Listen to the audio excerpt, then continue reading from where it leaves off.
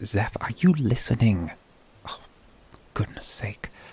I don't like this idea. Oh, please, Ivy. I was having a nap. Besides, the two of us and the human, I don't see the problem. I have a plan. In fact, I have about 6 plans. Although Plan 5 has me heroically sacrificing myself to a wolf segner to save you and the human. Though I'd prefer it not come to that. Oh, are you sure, Xeph? Plan 5 is already my favourite. Oh, Ivy, when did you grow a sense of humour? Oh. You know if the elders find out about this. But they won't, unless someone tells them, dear sweet Ivy. What are you implying, Xeph? I'm not implying anything. Simply that I've never known you to go against the elders' orders once in your life. And what is bringing about this sudden change of heart, little Ivy? Brother, don't call me that. It's simply that the human has made me question some things as of late. Oh, the human. Is that why you blush whenever they come into the room? I've noticed since the elders granted them free movement around the village, you've been keeping away from them as if they had the plague.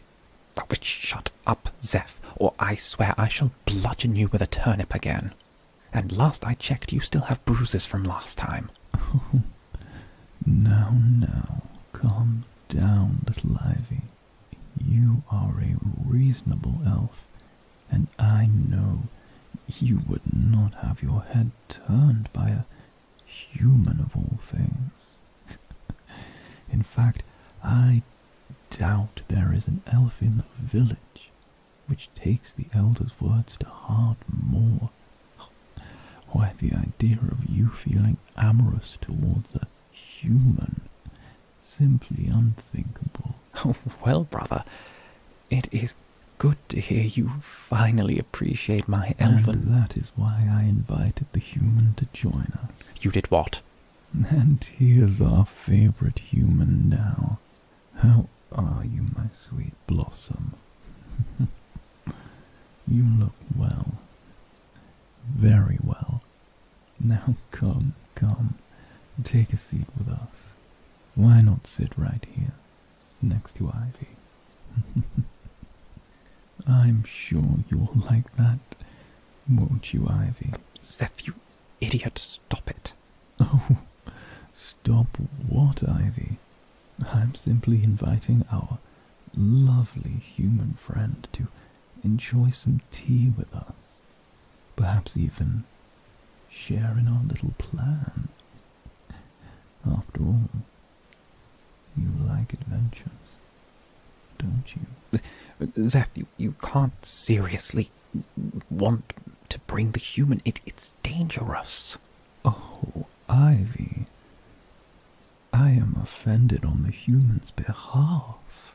Are you saying this sweet blossom can't look after themselves?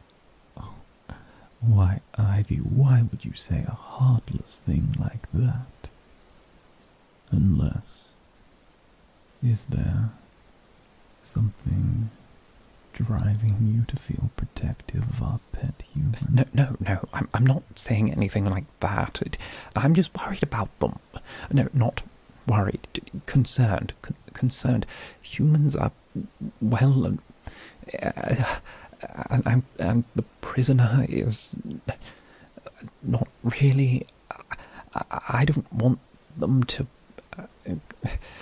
Human, don't listen to Xeph. His stupidity might be contagious. Oh, contagious. Is that why you're blushing again, dear sweet Ivy? Where is that famous elven self-control you exalt so much? You foolish, knife-eared harlot. I'm going to hit you with a turnip when I get my way. While Ivy recovers from my comes. last remark, I think now might be a good chance for us to go through the plan. Isn't that right, human?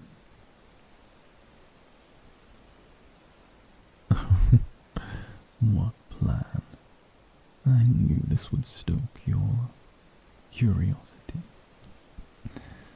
Well, my blossom, I am glad you asked.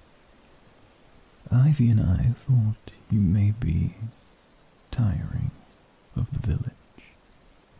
Everything is so perfect, everyone is so peaceful, so boring. Word of the elders this, tenets of elven virtue that. Well, that and dear sweet little Ivy has never gone beyond the edge of the forest. I don't know what, but something has gotten into dear sweet little Ivy lately. I have an idea, but he's been feeling so restless, so discontented. It pains my heart to see my brother in such turmoil.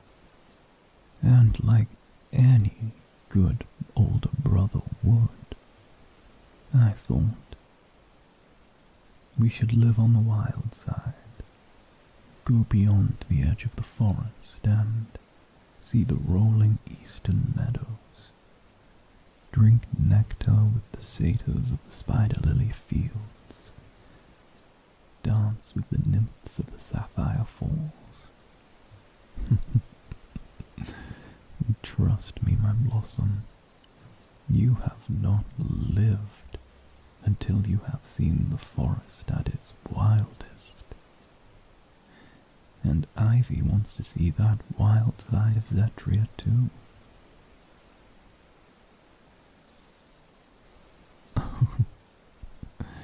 You're right, human. That is a rather sudden change for Ivy. In fact, I think my dear sweet little brother would be the best one to explain. Go ahead, Ivy. Explain why you feel so driven to explore. Well, it's not that I don't want to go, but I do. It's just I've served the elders and done what I've meant to do and trained in the things I've meant to train, and I've never questioned the elders' words a day in my life, unlike Xeph, who feels the need to find every elven virtue and break it repeatedly. But I want to be a good elf, but I'm wondering if the elves are good. So I thought that maybe trying being an elf in the way that Xeph does it might broaden my horizons and allow me to see the world in a larger fashion. And well, Xeph and I were talking, and we were actually getting along for once. And well, I thought it might be pleasant to go somewhere that isn't here. And when Xeph mentioned leaving the forest, we both thought that maybe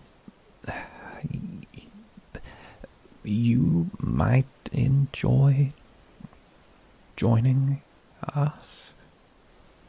Obviously, this is simply a sight-seeing exercise to test your independence, to see whether or not you can be trusted and released back into the wilds of the world without doing any harm.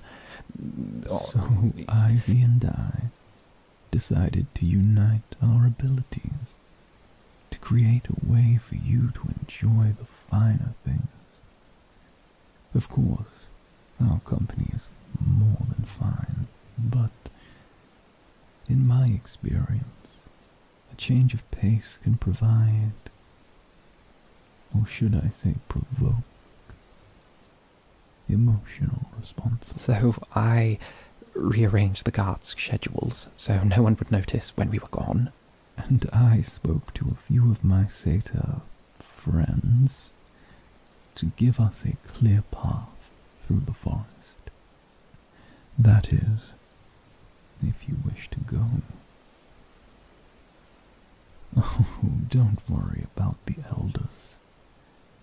Ivy is far beyond suspicion. You'd be surprised how far decades of constant honesty and thoughtless devotion go when it comes to people's opinion of you. The question is still there, my sweet. Would you like to join us? Would you join us, human? Oh, that is delightful to hear. Perhaps if you are feeling nice, you might even spare Ivy a dance.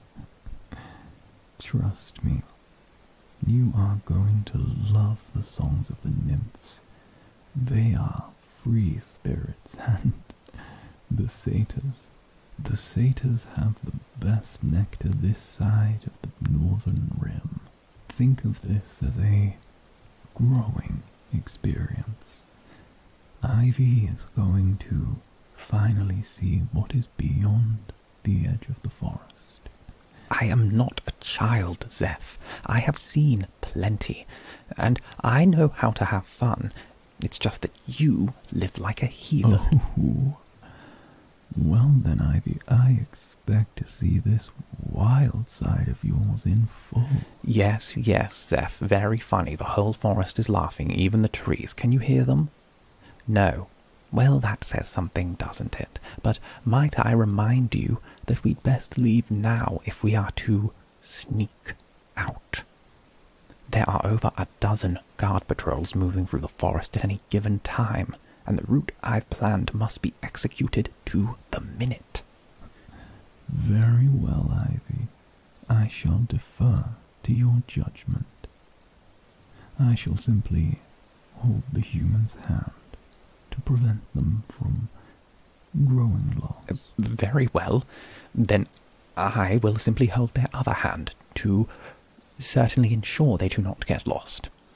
Now, let us be on our way then. Enough idle chatter, Xeph. Talk so much he may give our position away. Then it is decided. Lead the way, dear Ivy. Oh, I can't believe I'm doing this. Stay calm, Ivy, just like with the cabbages.